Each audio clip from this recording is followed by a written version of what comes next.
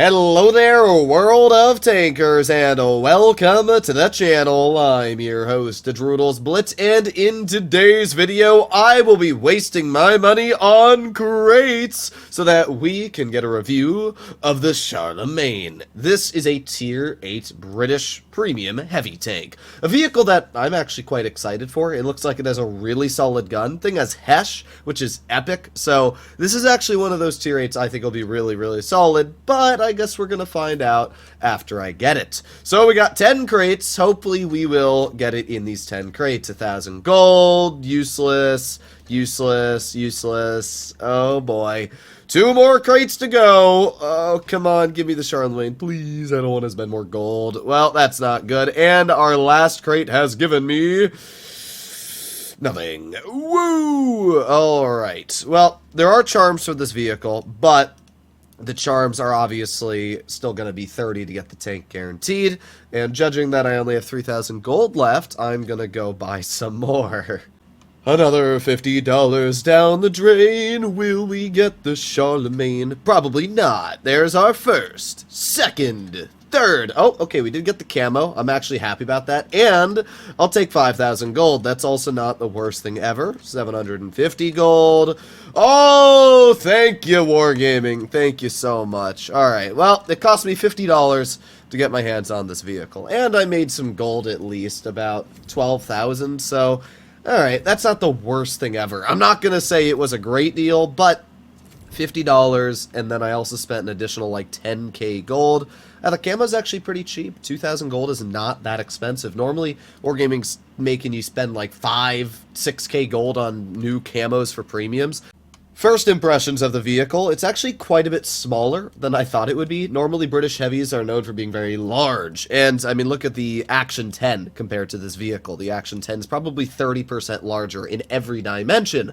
So, yeah, it's actually not that large of a vehicle, which is good. It means you won't be as big of a target.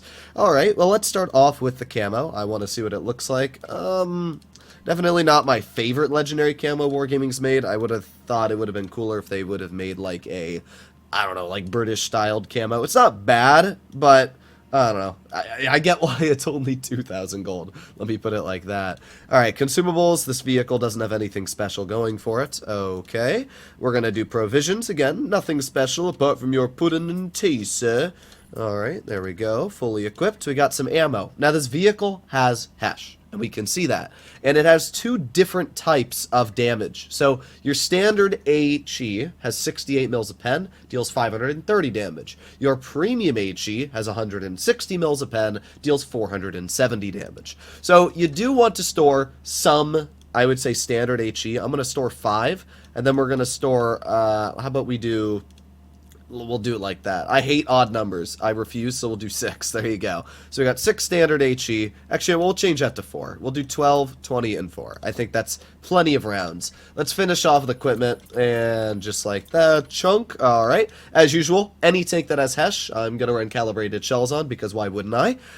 We are going to run ramming, because I just like dealing more ramming damage, improved optics, not supercharger, improved assembly, engine accelerator, V-stabs, toolbox, and to finish it off, consumable delivery system. Alright, we have fully equipped the vehicle. Let's start off with the statistics of this vehicle, starting off with the gun. Now, to be honest, this gun is incredible. If you were to compare this to a lot of the Soviet-style 120mm like the IS-5, IS-3, 112 Glacial, 112-2, they sit at like, what, 5-6 seconds of aiming time, and sure, they have nice alpha and pen, but their accuracy is like .386. It's atrocious. This vehicle, 4 seconds of aiming time, not great, but it's definitely nothing bad, and .326 dispersion, that's actually pretty solid, especially when you realize that this vehicle features 174 mils of Hesh pen dealing 470 damage. So yeah, the gun's actually surprisingly accurate on this vehicle. The tank has decent damage per minute at 1900 with Cali, about 2,000 if you're running gun rammer, so pretty average for a heavy in terms of DPM, but obviously you can increase that quite a bit firing high explosive. Average damage, 390 on the standard, so basically 400, and then your HE is 530. That's so nasty. I'm definitely going to try and pen normal HE if I can. We got 8 degrees of gun depression, which makes this fairly flexible on most ridge lines. Mobility-wise, the tank reaches a top speed of 35, and it has a reverse of, 13. Yeah, that reverse will definitely hurt you, but it won't be as bad as a tier 10. Obviously, in tier 10, you're going up against vehicles like the 4005 and the T57 Heavy, the 50B, the Caro. You got all these nasty clips that can deal upwards of 1,500 damage. But in tier 8, yeah, you don't really have that many deadly clippers. I mean, you got the Emils, but that's about it. So it's not nearly as devastating. So overall, not the worst on mobility. It does have a decent power to weight, allowing it to achieve 30 on average. And its traverse speed is alright as well at 40 degrees a second. So I can't really say all too much when it comes to the vehicle in that regard. So that's the basic statistics. Really solid gun, pretty mediocre mobility, pretty much the same for all the British heavies. As usual, before we get into the gameplay, let's see the armor of this vehicle as well. Yeah, it's not great. This is, my guess, the major balancing factor of this vehicle, because we can see that that upper plate is nothing special. It's 190 mils. I mean, sure, tier 7s will struggle to pen you on flat grounds, but tier 8s and tier 9s are going to butter right through your frontal armor. Now, if you are using gun depression, you can get it to about 260. If you're not running enhanced, it's still about 250. So it's not bad on armor if you're using it fully hauled down. And look at that turret. A very, very solid turret. Even premium rounds from a Tiger 2, super tricky to cut through. And this tank's got 285 mils of standard with premium, and I'm running calibrated, so it's upwards of like 295. Yeah, this tank actually is really, really solid armor. So the turret, great. Try to use this vehicle hull down at all times. Using this vehicle's upper plate is not going to be that strong unless you're using the 8 degrees of gun depression. So if you're on anything that's not great gun depression, be very careful. Now, side scraping, it's actually pretty solid. You can see that the entire side of this vehicle is on a slight angle. And what that means is, yeah, you can actually over-angle it quite a bit and you'll get some decent bounces. So, yeah, it's not a bad vehicle for side scraping, which will be pretty dang solid. Overall, armor-wise, obviously, you're going to use the turret. You're not going to use much else when it comes to the vehicle. You might get a decent bounce here or there on the upper plate if you angle it properly, but yeah, it's not going to be anything amazing. So now that we've talked about the armor, the stats, and just about everything, let's actually get into some gameplay and see what the vehicle can do. Here we are, a very, very solid matchup.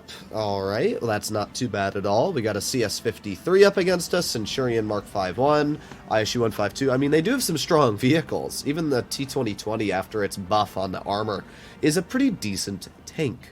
Hopefully, our team goes up, but we have a no-camo IS and a no-camo WZ-110 and a stock Jagdpanther 2, so that doesn't install the most confidence in me. Oh boy, oh boy.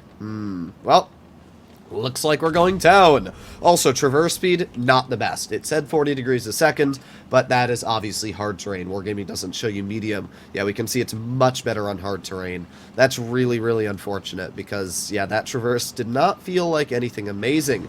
Now, you can see the acceleration here seems pretty okay. Nothing crazy, but you'll get up to speed.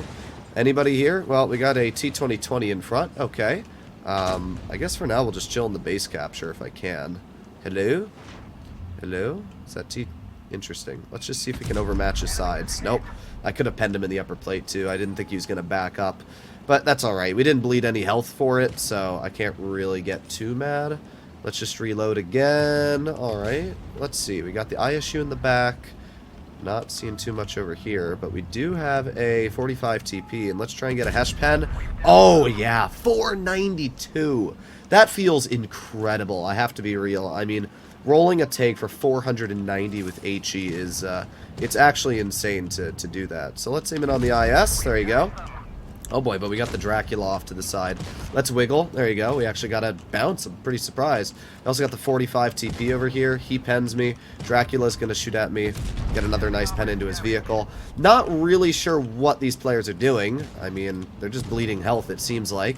Let's reload in 4 more seconds. See if we can get a Hesh pen into the T-2020. Let's see. How is the pen on his vehicle? Not great, gonna be real. We get a nice max roll of 488, but yeah, the pen was not what I wanted. Alright, well this guy's dead anyway. I'm just gonna let our team finish him off. Let's see. Oh, we got the Dracula running. Turning. And we'll fire a standard shell. That take us too much spaced armor for me to feel comfortable firing a Hess shell. By the way, the gun on this tank feels incredible. The on-movement dispersion, look at how accurate this thing is on move. Holy, that is actually incredible. Alright, well, let's aim it on the CS-59. 396, what a terrible roll. I mean, I guess if it was AP, it would have low rolled even more, but still, that was an atrocious roll for our Hesh pen there. Alright, well, let's reload. We got 2 more seconds, and bonk. There you go, 481. That felt a lot better. I have to be real, though, this tank feels amazing. The gun has such good on-movement dispersion. It is almost always aimed in when you're driving. I really did not expect Wargaming to make it this accurate. So, it's got good dispersion and really just amazing values. Alright, well, let's aim it on the lower plate of the Centurion. 588! Oh my rat! That is insane. We are up to 3,500 damage in this battle. We're going to put on our adrenaline and we're going to finish off the Centurion. There you go.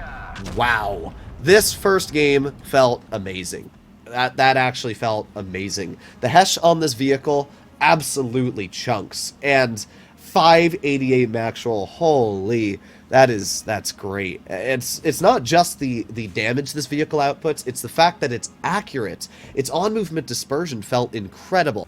Alright, here we are in our second battle. Let's see what we can do. Up against us, we got an AMX 1390, IS-6, M6 Experimental, Pershing T25. I mean, they actually got some pretty solid vehicles, to be honest. I don't think I'm going to go medium side. They do have 3 mediums, but I think we're going to start this game off by... We're going to go mid, because we got a lot of heavies here, and I want to see if we can get some chunks into the enemy heavies. I do also want to try and get our standard HE used, but I don't know if we'll actually be able to, unless we maybe get a shot into like the AMX 13 or the rear of a heavy. Alright, but let's cut right into the spot right here. This is a good early game position. If anybody tries crossing, you can get shells out. Also, this vehicle's super low down. There's not a lot of tanks you play that are so low that it's hard to actually aim past the little fence here. Alright, so we got the KV-3, and our 112 is just playing super aggressive. I mean, that's fine with me, because that allows me to also move on up. When you get a team that actually works well together, you can just do really, really nasty things. So we can see the T26E5. Oh, no. Well, let's just aim it on the EXP. There you go. Nice pen. Let's put on our adrenaline. Okay, we got the Sheriff rolling off to our side. I'm going to try and get a pen out into the KV-3 before the Sheriff gets here. And look at that. 452. Again, just such a nasty roll. Wow. This gun is, it's just easily one of my new favorite guns I've played with in a while. So I got the KV-3 off to the side. Finish him off. There you go. Not too bad. Let's back off from the Sheriff. Did that player shoot a heat shell? I swear I saw the particle effects of a heat shell there. Alright, let's reload. We got the EXP off to the side. And aiming. Here we go. That great aiming time coming into play. 440 damage there. Let's just get into a proper side scrape. This player's like, oh, I don't know what to do. Well, this game's already a win. Let's just aim it on the lower plate of the Sheriff here and see if we can get a Hesh pen. Bonk. There you go. 455. And because it's HE, it splashed more modules, which means that he's not enjoying life all too much. Alright, let's reload again. 3, 2, 1, and a bonk. There you go. 487. This feels amazing. Because this game is so fast, I think we should do one more helping of gameplay. I mean, this was quite possibly the easiest game I've played in a while. When my teammates played aggressive, especially the 112, and the rest of my heavies just pushed in, it was actually like a good team. Like, if teams did this in Blitz commonly, you would win every game. But, yeah, that was like a comp battle. Either way, pretty solid game there. We did second on the team. I'm going to give that 112 a fire. He did a really solid job. All right, let's try one last battle here, see if we can do well again.